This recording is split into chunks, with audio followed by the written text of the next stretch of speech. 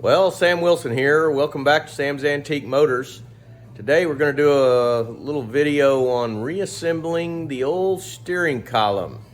Mr. Kevin asked me if I could take it apart and paint it, and I told him I think I could. Taking this whole truck apart, I think I can get it apart. He said nothing about getting it back together. So at this point I did get it taken apart, and I've painted all the pieces, and so we're going to kind of walk through what the pieces are, and then we'll start working on putting it back together. So this steering column has got a lot of little parts and pieces, and I've gone through all the parts and redone them. I polished up this internal shaft. You don't see this, but it goes inside. I didn't paint it because I didn't want to build up any thickness, particularly down here on the end of the shaft. This is the actual steering shaft here. It goes down to pretty ingenious little ball joint that operates to make the tilt work. All that's nice and tight and clean. Up on the steering column end, you've got several pieces here. You got the actual steering gear shaft cover. I've repainted all this. I did tape off some of the insides where I didn't want paint buildup. This is the part that everybody has a problem with. This is the end of the shaft that goes on this tilt cover right here, and this is really hard to get off. A lot of people talk about putting a wheel puller in here on this lip. I tried that a little bit, but I could tell that I was going to deform this lip, so I stopped. What I wound up doing was taking a couple of little blocks of wood like this, and when it was on the shaft, I just put those, actually I had a skinnier one, I just put those in these little holes like this and took a hammer and tapped on the back side of this piece of wood so that so I could gently nudge it off of the shaft. So once I kind of got that figured out how to do it, it was fairly easy. This is the actual knuckle. I don't know what you really call this. It's kind of the knuckle that goes inside the steering gear. It has 4 screws that hold it in there. And then behind this is the mechanism that allows there's a little bar that goes in here, and this is what the tilt screws into.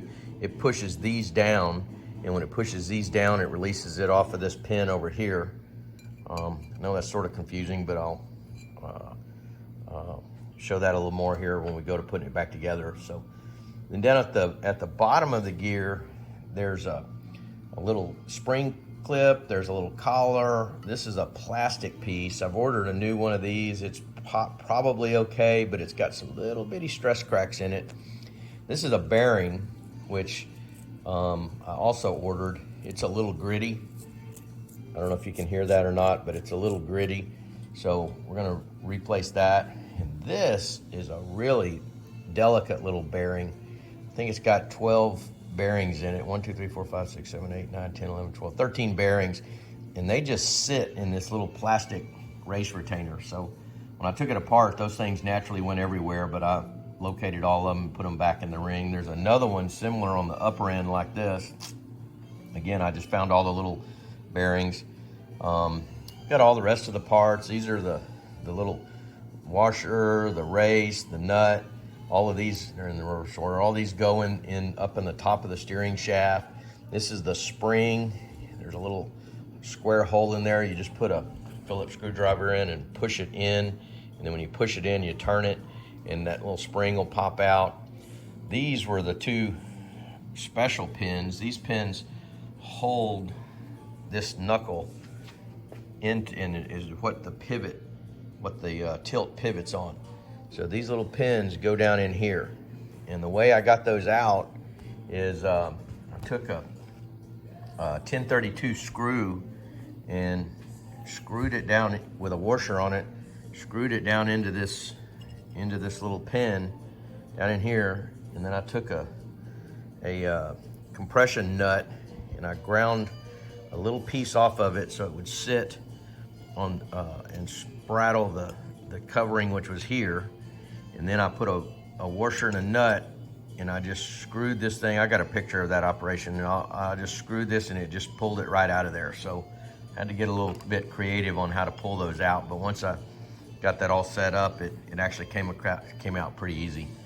So we got our neutral safety switch, got all our wiring harness and horn stuff up here. I ordered a new turn signal switch. There's probably nothing wrong with that one, but it's hard to replace it. You got to take the whole steering column apart to replace it. So with all that work, I figured might as well spend 30 bucks and put new turn signal indicator in it. So that's all the parts and pieces.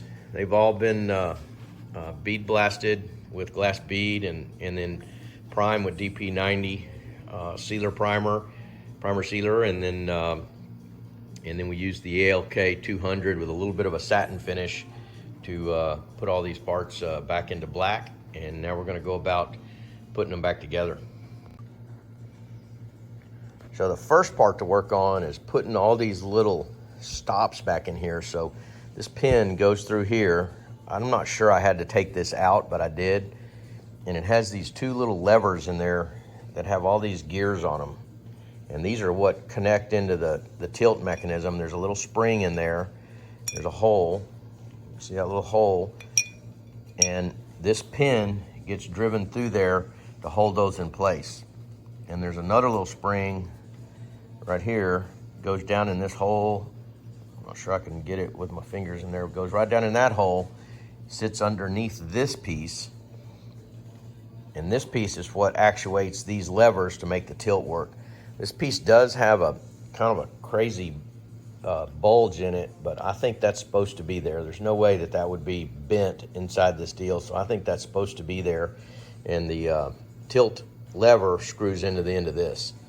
So at this point, I took a punch and a little skinny punch, and I put down in through here like this, and I lined up the hole. And now I'm starting to just drive this little pin back in there. I'm going to drive it in until we get just the other side, and then I'll put the other one in and drive the pin the rest of the way. Okay, so now I got this pin driven through. It does have a little taper on this end, so you push it out from the taper side. Those springs are really stiff, but once you get them in there, then that lets this thing spring down, and that's what makes the tilt work. Okay, so the spring is in, and I'll push the punch all the way through here to line up this hole. I did realize that this little pin has, when it comes out, it goes past the part, so I had to drive the dog pins back out a little bit in order to get the roll pin in. So the roll pin, it's kind of hard to do this holding it. The roll pin is going to slide right in here and get tapped in. Onto the shift indicator. This is the little housing on the top. And this one, if I get behind the background, maybe you can see it only has reverse, neutral drive, L2. And since we're putting in a 4-speed overdrive transmission, I got a little faceplate that has 3, 2, 1 and drive overdrive. So we're going to slide this up into this housing. And then this little shift indicator will go in the top of the housing to tell where you're at. The only piece that I'm not real confident is going to be right is that this little plate, I believe, is what locks the gear shifter as you go from park to neutral to reverse to drive.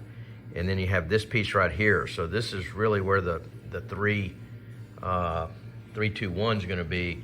And I don't know if you would have to switch this out or mill that out for the additional shift gears or not, but we'll see. That may be tragic if that's not the right shifter plate, because we have to take this whole thing apart to replace that or refabricate that if that doesn't work. But we won't know that till we get it back in the car.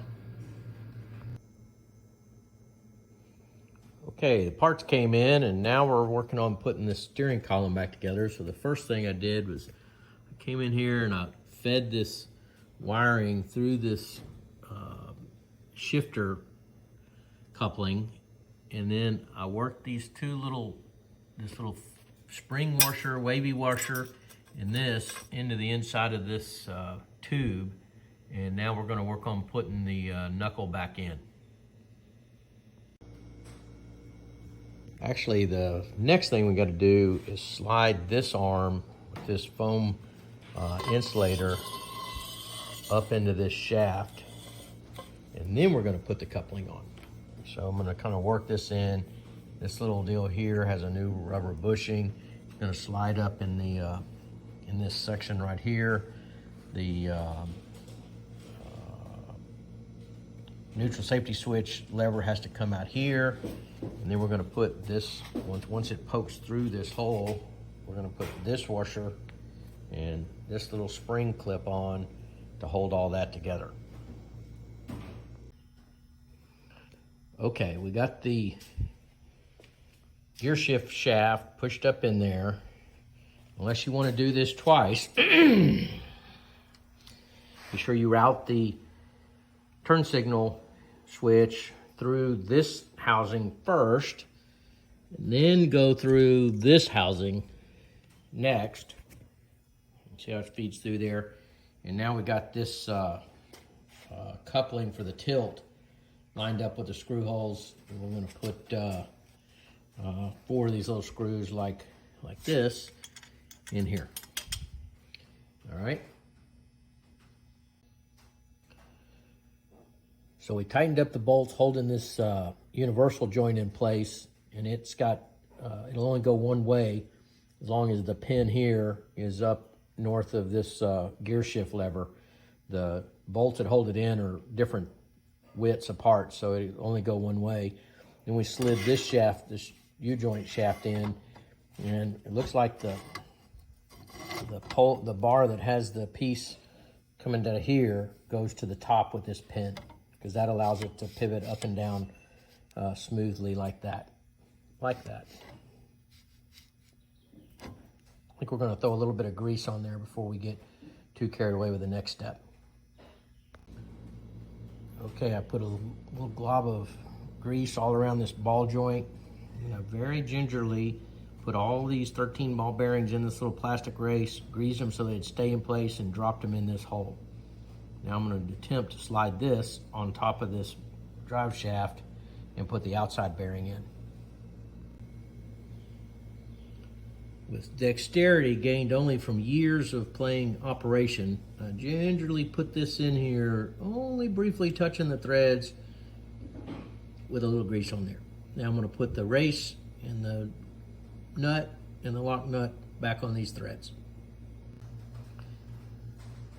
I used 2 1/2-inch fine thread nuts backed against each other to hold the shaft, and then I screwed this nut down on top of, there's a little cone, and then there's a race, and then the bearing, and there's a bearing on the other side. So now I've got the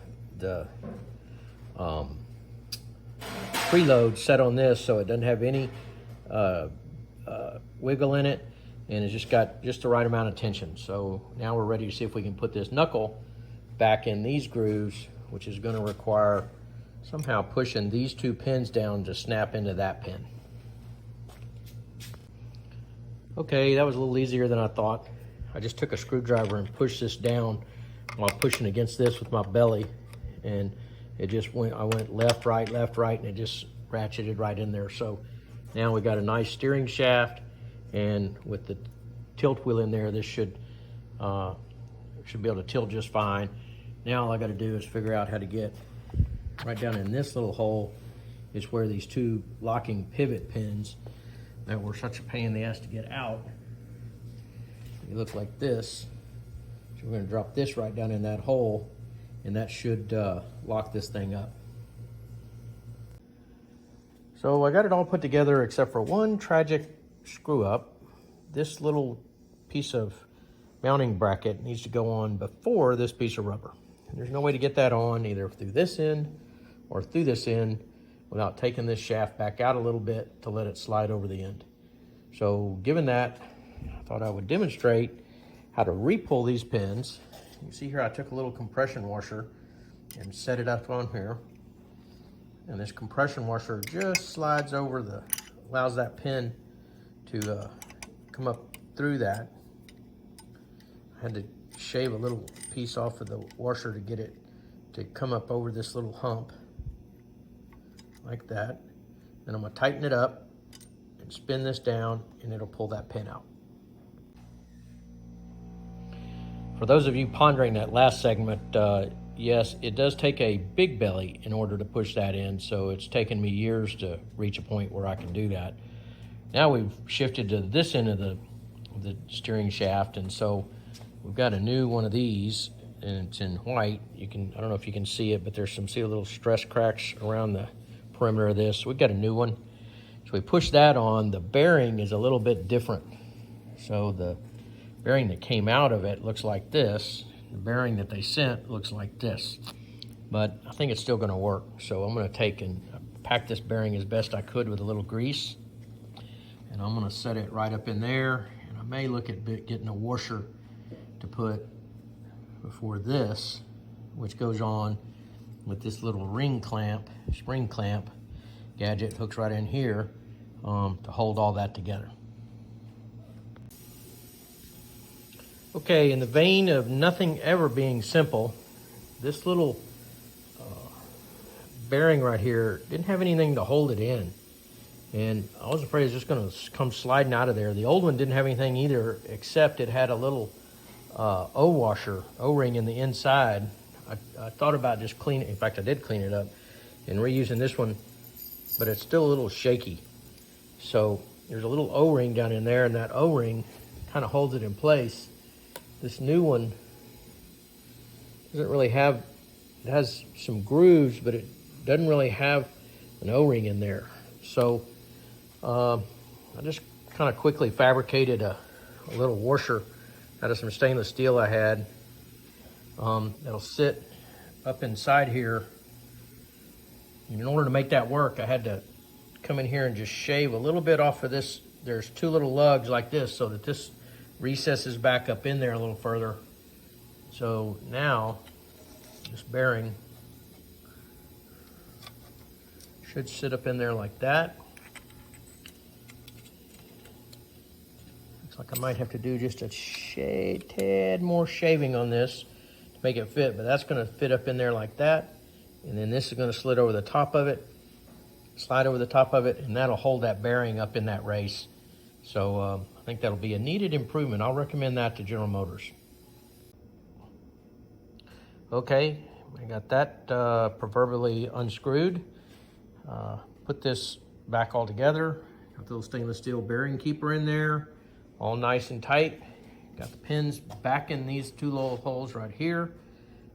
So I think we're ready to put the spring in. So on this other side, right up here, is a special little spring. Looks like this with this keeper washer. So this spring goes in here, and this washer goes in, pushes in, and twists to hold it in place. So I'll use a Phillips screwdriver to do that, and we should have it back together. All right, next we drove this little cap on here. There's a little groove right down underneath here that has to line up, and then this hole right here lines up to light the indicator. So I just tap that on with a little rubber mallet, and then it's time to put the gear shift in here and drop the little roll pin in for it. Roll pin, I think, went from the bottom up like this. I'll have to look at my pictures. I bet it goes from the top down. Okay, after a considerable amount of wrangling, we've got the turn signal switch in.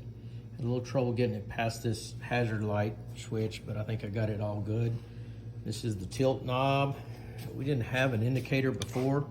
I looked back in my pictures and it was just missing, but we got one now. And this will be set up for a 3-2-1 overdrive. This is the horn button.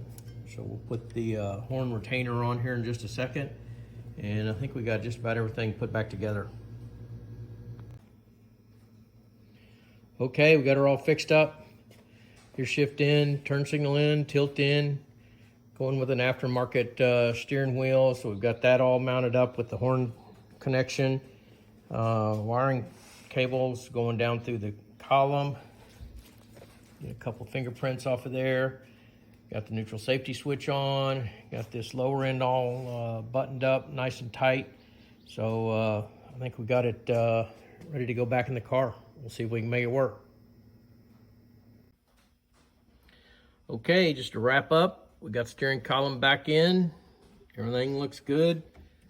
Turn signal works, got good friction. Gear shift works. Get that hooked up to the transmission. Got underneath here all squared away. Got the grommets in, got over the wiring hooked up. It's all looking pretty tight. And come around the front side here, we got the mounting bracket in, got the bolts on, got the universal drive shaft, got everything tightened up. We're good to go. Ready for the next step? Download the Resto-Rat app today to begin managing, tracking, and documenting your restoration project.